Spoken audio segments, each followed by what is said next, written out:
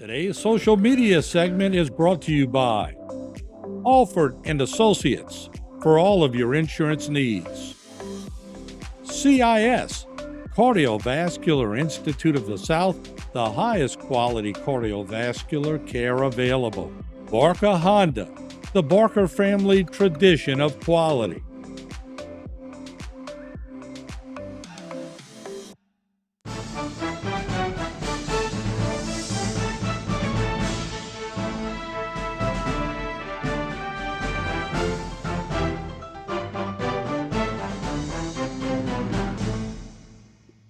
Hey everybody, welcome into Going Public. I am Harry McCullough. We have an exciting show today, and it'll be part of a series of shows. We talk about the Houma Terrebonne Airport. Here to talk a little more about it is George Ray. He's the president of COTS Technology, also working with the Airport Commission. Mark Pellegrin is the executive director of the Airport Commission. Mert Pellegrin, and Joshua Alford is the vice chairman of the commission. So guys, thanks so much for being with us. And we're going to explain over the next couple of weeks, maybe longer, what's going on at the airport, which is some exciting times. So first of all, let's talk about what the vision is. First of all, what we're trying to build out there.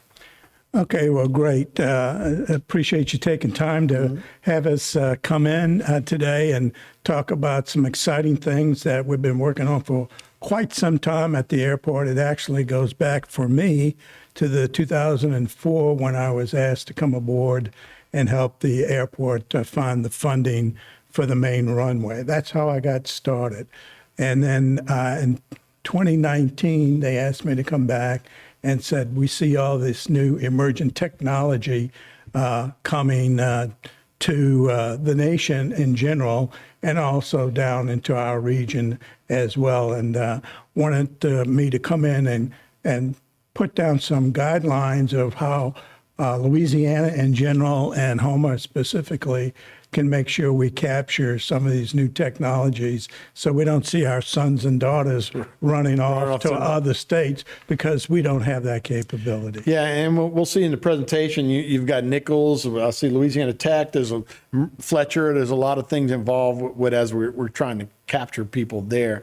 Mert, as the executive director of the Airport Commission, to find a guy like this, you've been out there, I guess, since 19, you were saying that you 2019, started 2019 as well. This is, and what we're going to talk about, I guess we're going to talk about unmanned aircrafts in the technology that you guys are going to be developing. But how important of a time is it out there at the airport right now as the executive director? Well, it's a very important time because the airport was originally built in 1943. The blimp base, right? Correct. And so all of the infrastructure is really getting in a state of disrepair, essentially. So not only did we have to build the current technology and everything that to modernize it, but we also just basically had to get it to the point where it could sustain the weight. The airplanes are like people. They only get heavier and heavier. They rarely get lighter. They're not leaning right. And so... things sink. I know they're having some problems with that at the airport in New Orleans, too. Right. So, Josh, and I guess, look, you got to tie everything together. You got to get grants. You got to do all those. That's part of what y'all are trying to do, too, right? And y'all have expanded the runway, and now you want to keep moving and bringing in more people, right? Absolutely. And kind of the overarching goal is to become a test site for not only the state of Louisiana, but for the country. And right now, they don't have any test sites over water, or over large bodies of water, none for Pacific, Atlantic, or the Gulf of Mexico. This is our opportunity as a community to grab that space. We're about 5 years ahead of the curve with anybody along the Gulf Coast, and that's due to these gentlemen right here doing the hard work that they have and making the connections. So I almost have a sense of urgency. It's our opportunity to lose. And so since I've been on the Airport Commission, we started off with an EDA grant, which we won $1.3 million. We got an executive order from the governor designating us as the large unmanned aircraft airport in the state of Louisiana. So we have our politics right. And then this last session, Mike Fessy got us $3 million, which is the first budget line item that I'm aware of that the Airport Commission has received. So we're hitting on all ends. We use that $3 million to leverage for 3 major projects that we're working on, which is a hangar for large unmanned aerial vehicles. So you're talking about not the small drones, but the large ones. And then administration building with that. And then we're working on an ARF, which is a firefighting unit inside the fence. That's going to be useful for PHI, Bristow, all the existing tenants, and also to attract more business because a lot of everything is going electrical. And if you've ever seen a Tesla catch on fire, Right. it takes a lot of water to put out. Yeah. So we need to have those capabilities. So really the overarching goal is we're building out the infrastructure to get that test site designation. And when we get that, businesses will flock because they will be able to fly prototypes here into the Gulf of Mexico that they can't do anywhere else in the country. It's so interesting. So George, so these vehicles will all be electric? Many with will batteries? be. Yeah, many will be. In the beginning, we're going to also see hybrids where they're going to have a small fuel turbine engine charging a battery, and then some of the later ones will actually come up and be fully electric. So it's going to be a mix of cargo and manned aircraft with, instead of 2 pilots, 1 pilot, and carry a small group of people. And we'll talk a little bit more about that. Yeah. So, and if we say unmanned, you said it's uncrewed. You know, Right. That's the new term It's the new everybody's term. starting to use. All right. So you got some slides. If you want to Yeah. take us Would you through those? put up the first slide for me? Okay. Great. What this does is just give you a sense of some of the partnerships. You know, as we say at the top of the slide, the UGC public-private partnerships. This is one part of a successful model that that's been developed around the country, where you, to attract business that might want to come in to our test facility that we're building, has the ability to write off some of the costs for coming to Louisiana and doing the flights out over the Gulf of Mexico. So wrapped around that, of course, the keystone is the Houma Terrebonne Airport Commission. They're the ones who really are forward-looking, a great group working with Josh and the rest of the commissioners, as well as the parish council. We've briefed them a number of times, and they're very supportive because in the end, this is all about job creations and bringing industry that is currently not here to Louisiana. So real quick, we have the academic side that we have partnerships with our premier aviation group at La Tech. And then Nichols, we're working with them on sensor development and large database analytics. And then Fletcher is developing an A&P course, aircraft propulsion course. And we're going to be early days bringing in a new part to that course, which is not there now, but electrification. And then the rest of the 2 big players for us are Bristow and PHI. And then we're already attracting other private companies. CSCI out of the Virginia, Springfield area, which is real close. They do a lot of work with the Pentagon and other federal agencies.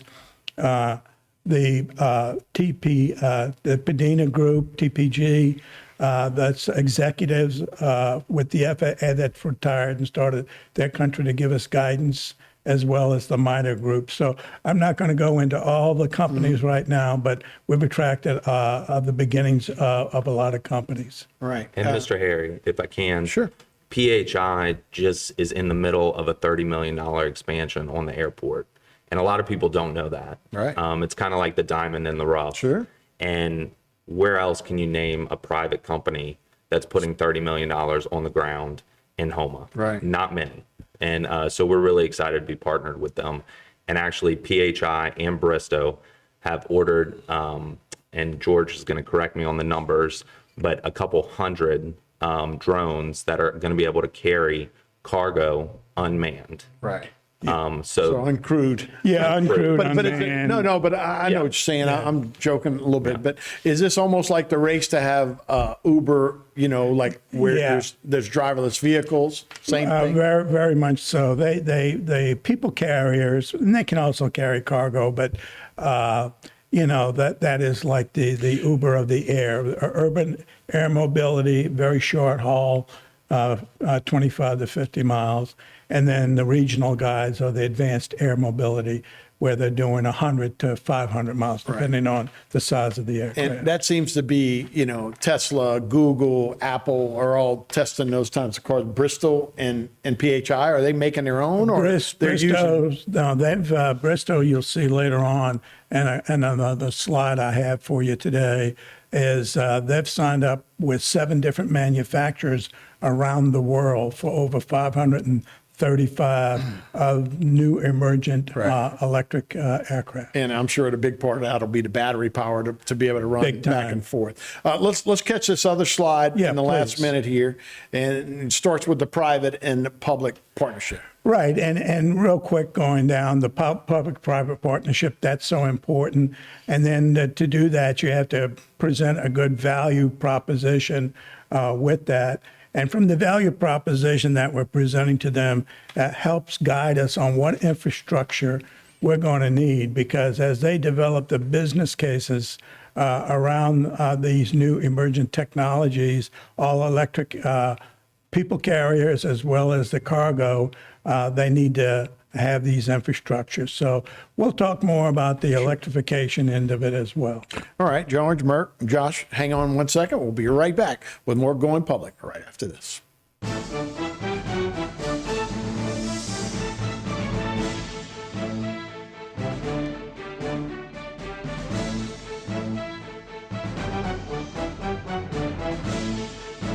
A social media segment is brought to you by Terrebonne General Health System.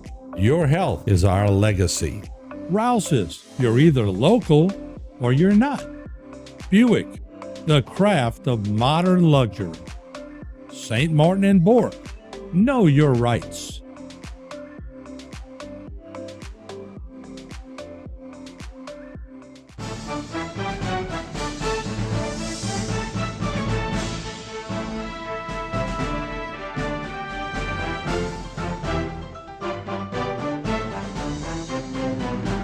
A little bit closer.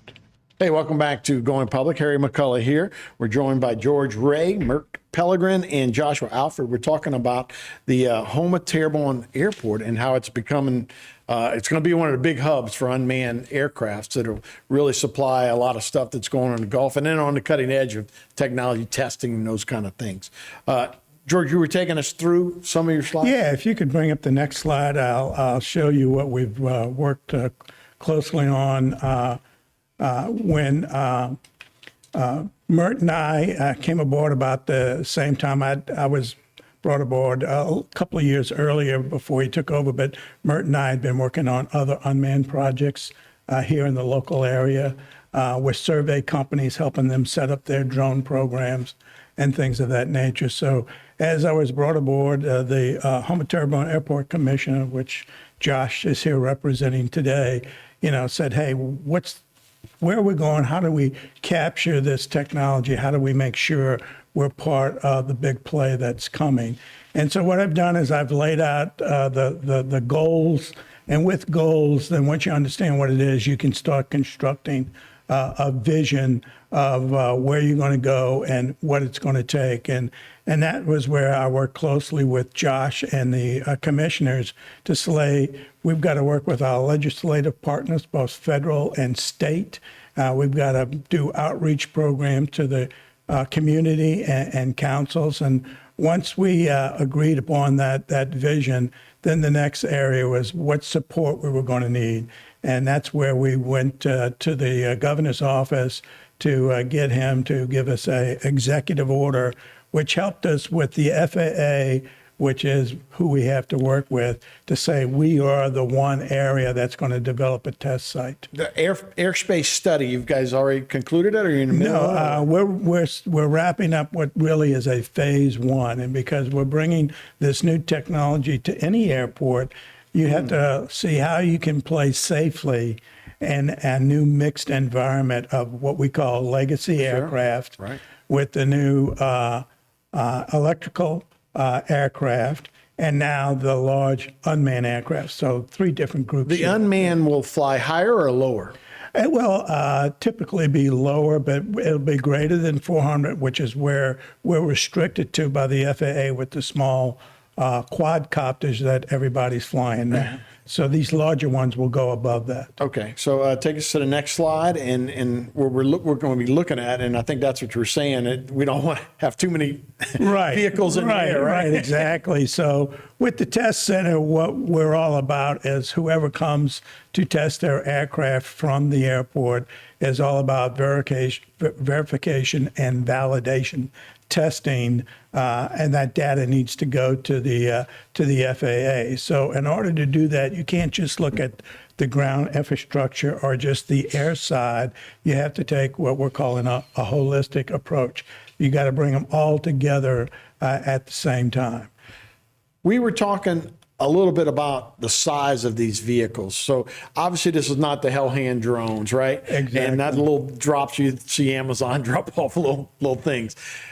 But they eventually may get to be big aircraft. But right now, I guess the closest thing we saw Iran launch against Israel, Right. those drones that came across, those size, when you saw them in the desert, is that kind of the size we're talking about? I think so. And I think, Mert can talk a little bit about the unmanned as well. Well, the ones that are going to be coming to Houma eventually are essentially the same size as a Boeing 737. Oh, okay. i.e. Southwest Airlines, United, Delta, or whatever.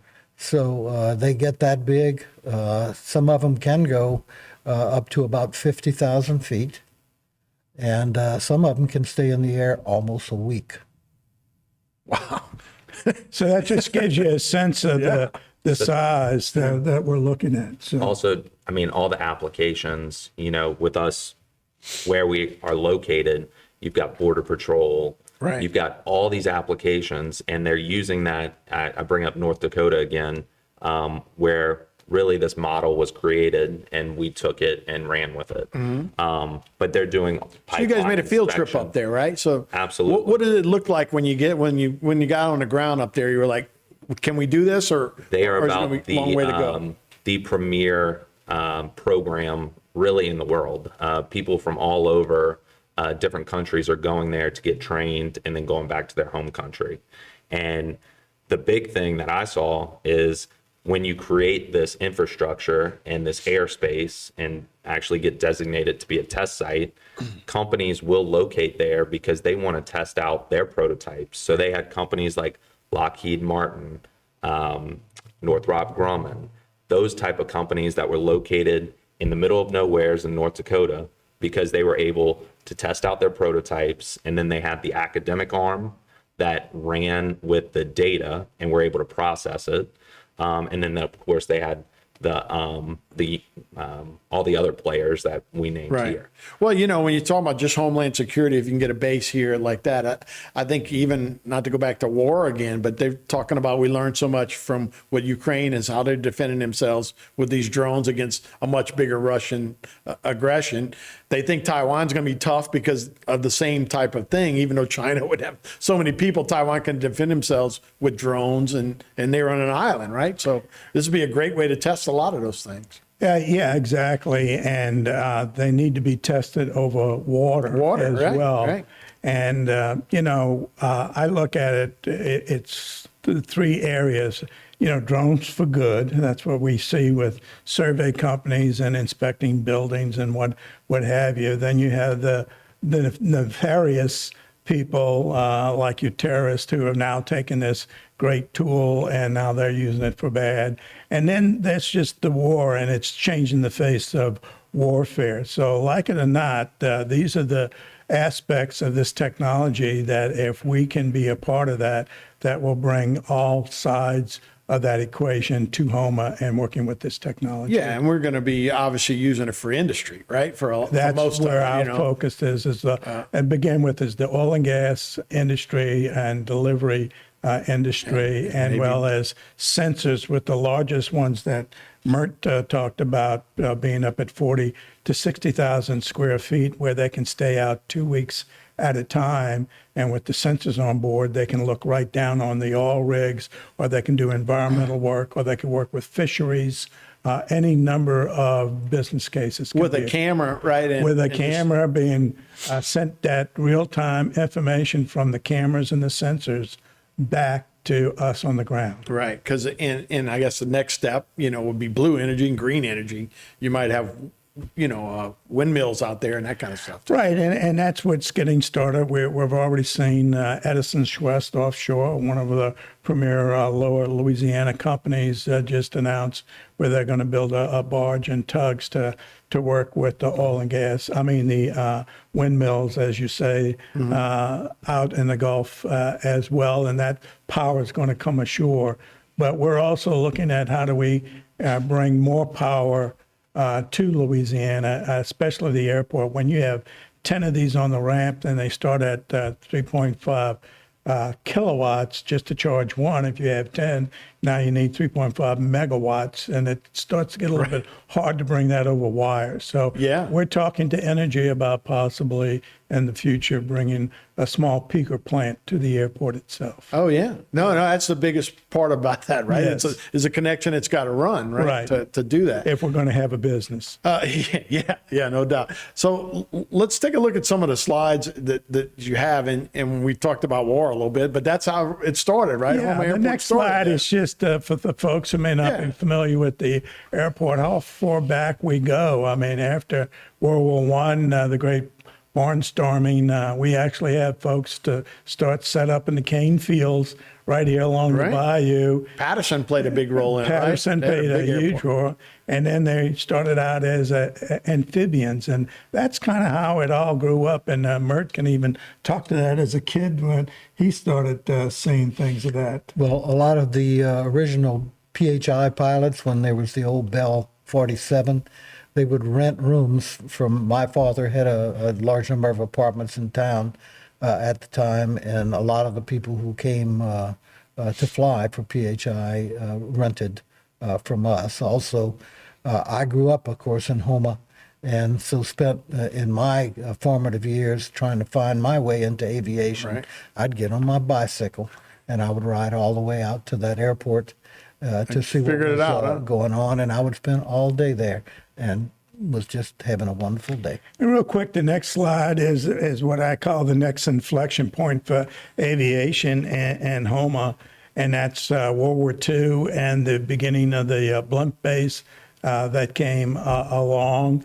And although that was knocked down after the war, the city fathers at the time had a choice: either keep the airport side and turn it into an airport, or plow it under and make it back to a cane field. So it was pretty wise of real wise. the fathers of I think it was a police jury back then. To decide, no, this is something that'll bring growth to our area. And sure enough, it was the magnet for the oil and gas companies. So, All those oil and gas companies are flying from Houston or wherever. so from there, when we come back in a second, we'll talk about how that leapfrogged us to where we are today and what we're going to stand on the shoulders of today. Yeah, this is so interesting to start looking at the way we're developing. I just saw Livingston Parish made a big deal. They're going to get a little airplane, a little airport up there. And to think that, in the 40s, we were thinking that far ahead that now everybody's seeing the benefit of this to be able to not only travel, but for industry, and particularly for all of those, those helicopters that are flying guys offshore. There's a lot of guys that'll come through this area for sure. And they can work from anywhere now and they'll stay out for a week and come Right, back. exactly. So, Well, guys, this is going to be an magnet. interesting series. So we appreciate you guys starting off the first one tonight. We appreciate it. Thank you. All right, thanks. That's Going Public. I'm Harry McCullough. We'll see you next time.